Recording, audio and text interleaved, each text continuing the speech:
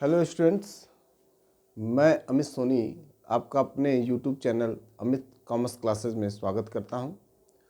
और मैं आज आप सभी लोगों के लिए इन्वेस्टमेंट फ्लक्चुएशन रिजर्व से रिलेटेड कॉन्सेप्ट लेकर आया हूं इस वीडियो में, जो कि आपके बोर्ड एग्ज़ाम में 3 मार्क्स का क्वेश्चन आता है और आपके जो 6 मार्क्स के क्वेश्चन में होता है एडमिशन, रिटायरमेंट, डेथ या फिर डिसोल्यूशन पार्टनरशिप फर्म। इनसे रिलेटेड इसका क्या कॉन्सेप्ट है, इस चैप्टर में, इस टॉपिक में क्या कॉन्सेप्ट है, उस कॉन्सेप्ट को मैं आपको समझाने आया हूँ। आई थिंक आपको बहुत अच्छे से समझ में आएगा, और अगर आप लोग को समझ में आए तो आप ज़रूर कमेंट करिएगा। ओके, तो चलिए स्टार्ट करते हैं कॉन्सेप्ट को। देखिए, फॉर एग्जांपल आप ये मान के चलिए कि आपके बैलेंस शीट में इन्वेस्टमेंट फ्लक्चुएशन रिजर्व 40,000 दिया हुआ है और इन्वेस्टमेंट आपका 1 लाख यहाँ पर एसेट साइड में दिया हुआ है। अब केस 1, 2, 3, 4 और केस 5, ये टोटल 5 कॉन्सेप्ट हैं जो कि इन्वेस्टमेंट फ्लक्चुएशन रिजर्व से रिलेटेड होता है। फर्स्ट केस में क्या है कि अगर आपको कोई इन्फॉर्मेशन नहीं दी है, यहाँ इन्फॉर्मेशन का मतलब है कि ये जो इन्वेस्टमेंट है इसका अगर मार्केट प्राइस आपको नहीं दिया हुआ है, नीचे कोई भी इन्फॉर्मेशन नहीं दी है, इन्वेस्टमेंट फ्लक्चुएशन रिजर्व या इन्वेस्टमेंट के लिए कुछ बोला नहीं है, तो आप क्या करेंगे, इन्वेस्टमेंट फ्लक्चुएशन रिजर्व को 40,000 रुपये को आप पार्टनर्स कैपिटल अकाउंट के क्रेडिट में डिस्ट्रीब्यूट कर देंगे ओल्ड रेशियो में। Investment fluctuation reserve account debit to partners capital account. अब जैसे एडमिशन है तो एडमिशन में ए बी पार्टनर है और उनका रेशियो 3:2 है, तो 40,000 को 3:2 के रेशियो में ए और बी में डिस्ट्रीब्यूट कर देंगे, तो investment fluctuation reserve account debit to A capital to B capital 40,000 distribute हो जाएगा। अगर आप रिटायरमेंट में पढ़ रहे हैं तो रिटायरमेंट में क्या होता है कि जो ऑल पार्टनर्स होते हैं उन्हीं में उसको डिस्ट्रीब्यूट कर दिया जाता है और वही एंट्री बनती है investment fluctuation reserve account debit to partners capital account उनके ओल्ड रेशियो में। आई थिंक आपको समझ में आ गया होगा। केस सेकेंड में market price of investment 1 lakh. आप देख रहे हैं कि इन्वेस्टमेंट हमारे बैलेंस शीट के एसेट्स में 1 लाख आपको दिया हुआ है और market price of investment 1 lakh आपके एडजस्टमेंट में दिया हुआ है। तो इन्वेस्टमेंट का कॉस्ट प्राइस और मार्केट प्राइस दोनों सेम है, तो इस कंडीशन में जो केस फर्स्ट था वही केस हम फॉलो करेंगे। कहने का मतलब मेरा यहाँ पर यह है कि जो एंट्री मैंने फर्स्ट केस में बनाई थी वही एंट्री मैं यहाँ पर भी बनाऊंगा। Investment fluctuation reserve account debit to partners capital account. Partners capital account के क्रेडिट में इसको ओल्ड रेशियो में डिस्ट्रीब्यूट कर देंगे।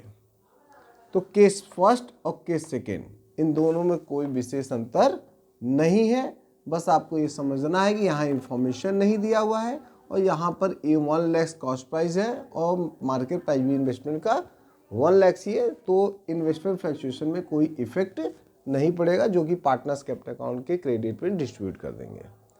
केस थर्ड, अब देखिए केस थर्ड आपका देखिए मोस्ट इम्पॉर्टेंट है, केस फोर्थ आपका मोस्ट इम्पॉर्टेंट है और केस फिफ्थ ये भी आपका मोस्ट इम्पॉर्टेंट है। ओके, तो स्टार्ट करते हैं। Case third, market price of investment ₹80,000। आपने देखा कि यहाँ इन्वेस्टमेंट 1 लाख था एसेट साइड में, नीचे इसका मार्केट प्राइस 80,000 हो गया, तो आप इन्वेस्टमेंट आपका 20,000 डिक्रीज हो गया। तो यहाँ जो 20,000 डिक्रीज हो रहा है वो इन्वेस्टमेंट फ्लक्चुएशन रिजर्व से कवर कर लिया जाएगा। कहने का मतलब है कि investment fluctuation reserve account debit 40,000 to investment account 20,000। अब जो मेरे पास इन्वेस्टमेंट फ्लक्चुएशन रिजर्व बचा वो 20,000 बचेगा, जो कि पार्टनर्स कैपिटल अकाउंट में क्रेडिट कर दिया जाएगा, यानी पार्टनर्स के बीच में डिस्ट्रीब्यूट कर दिया जाएगा। ओके, फोर्थ केस में देखिए कि market price of investment rupees 50,000, investment की वैल्यू कितनी है 1 लाख और यहाँ पर उसका मार्केट प्राइस है 50,000, तो यहाँ भी इन्वेस्टमेंट डिक्रीज हो रहा है 50,000, जो कि हमारा 50,000 डिक्रीज हो रहा है, जो कि इन्वेस्टमेंट फ्लक्चुएशन रिजर्व से 10,000 पे ज़्यादा डिक्रीज हो रहा है। तो इस कंडीशन में आपका जो 10,000 रुपये इन्वेस्टमेंट फ्लक्चुएशन रिजर्व से बाहर जा रहा है वह रिवैल्यूएशन अकाउंट में चला जाएगा, क्योंकि वो 50,000 पूरा का पूरा इन्वेस्टमेंट फ्लक्चुएशन रिजर्व में कवर नहीं होगा, जो एसेस की वैल्यू यानी इन्वेस्टमेंट की वैल्यू जो डिक्रीज हो रही 50,000, इसलिए इसको रिवैल्यूएशन अकाउंट में ट्रांसफर कर देंगे। तो एंट्री यहाँ पर 2 एंट्री बनेगी। पहली एंट्री जो बनेगी investment fluctuation reserve account debit 40,000, revaluation account debit 10,000 और टू इन्वेस्टमेंट अकाउंट 50,000। ओके, अब ये जो रिवैल्यूएशन है मेरा 10,000 रुपये एक्स्ट्रा लॉस है, 50,000 मेरा लॉस हुआ था, लेकिन इन्वेस्टमेंट फ्लक्चुएशन रिजर्व में 40,000 कवर हो गया, तो 10,000 मेरा रिवैल्यूएशन में चला गया। अब वो रिवैल्यूएशन पार्टनर्स कैपिटल अकाउंट अपने ओल्ड रेशियो में डिस्ट्रीब्यूट कर लेंगे, जिसकी एंट्री क्या बनेगी partners capital account debit 10,000 to revaluation account 10,000 old ratio में डिस्ट्रीब्यूट कर देंगे।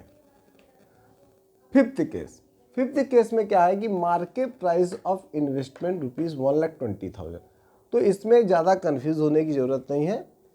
आपका इन्वेस्टमेंट की वैल्यू है 1 लाख, मार्केट प्राइस 1,20,000, यहाँ मोर देन हो रहा है, तो यहाँ पर 3 एंट्री सिंपल बना देंगे। कैसे, इन्वेस्टमेंट फ्लक्चुएशन 40,000 उसको पार्टनर्स कैपिटल अकाउंट में डिस्ट्रीब्यूट कर देंगे, investment fluctuation reserve account debit 40,000 to partners capital account 40,000।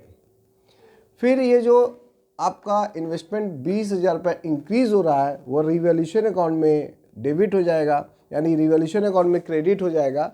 Investment account debit 20,000 to revaluation account 20,000।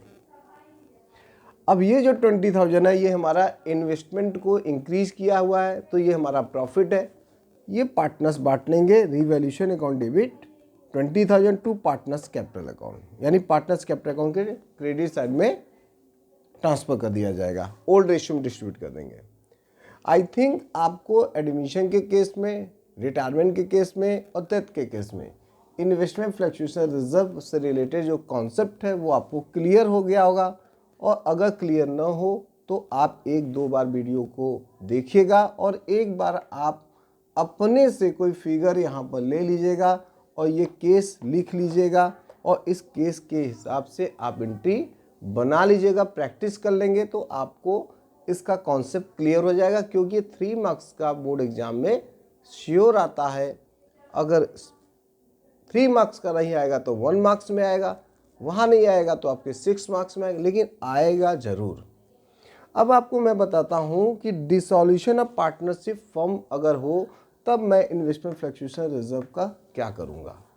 बहुत ही सिंपल, यहाँ पे देखिए मैंने नोट लिखा हुआ है, in case of dissolution of partnership firm investment fluctuation reserve only goes in credit side of realization account. कहने का मतलब है कि यहाँ पर कोई एंट्री नहीं बनेगी, इन्वेस्टमेंट फ्लक्चुएशन रिजर्व को रियलाइजेशन अकाउंट के क्रेडिट में ट्रांसफर केवल करेंगे, क्योंकि डिसॉल्यूशन पार्टनरशिप फर्म में आप जानते हैं कि एसेट को जब हम रियलाइज करते हैं तो वो एसेट इन्वेस्टमेंट होती है, और फंड किसी भी एसेट से रिलेटेड अगर कोई फंड होता है तो वो आपके रियलाइजेशन अकाउंट के क्रेडिट में ट्रांसफ़र कर दिया जाएगा और कुछ नहीं किया जाएगा। अगर मैं इसकी एंट्री बनाना चाहूँ तो investment fluctuation reserve account debit to realization account, ये एंट्रीज की मेंशन कर दी जाएगी। ओके, जैसे आपका डेप्टर होता है उस पर प्रोविज़न होता है, तो डेप्टर जो होता है वो डेबिट में ट्रांसफर होता है, उसका प्रोविज़न क्रेडिट साइड में ट्रांसफर होता है। फिर प्रोविज़न का हम कुछ नहीं करते हैं, डेप्टर से मतलब है मुझे, और डेप्टर का रियलाइजेशन करते हैं। सेम वैसे ही किसी भी एसेट का, तो आप समझ में आ गया होगा कि किसी भी एसेट का अगर कोई रिजर्व या फंड दिया हुआ है तो वह आपके रियलाइजेशन अकाउंट के क्रेडिट साइड में ट्रांसफ़र कर दिया जाएगा और कुछ नहीं किया जाएगा। ओके, तो आपको आई थिंक आपको समझ में आया होगा। अगर आपको समझ में आया हो तो हमारे इस वीडियो को हमारे चैनल अमित कॉमर्स क्लासेस को सब्सक्राइब और लाइक करना मत भूलिएगा। Okay, thank you. फिर मिलते हैं नई वीडियो के साथ। ओके।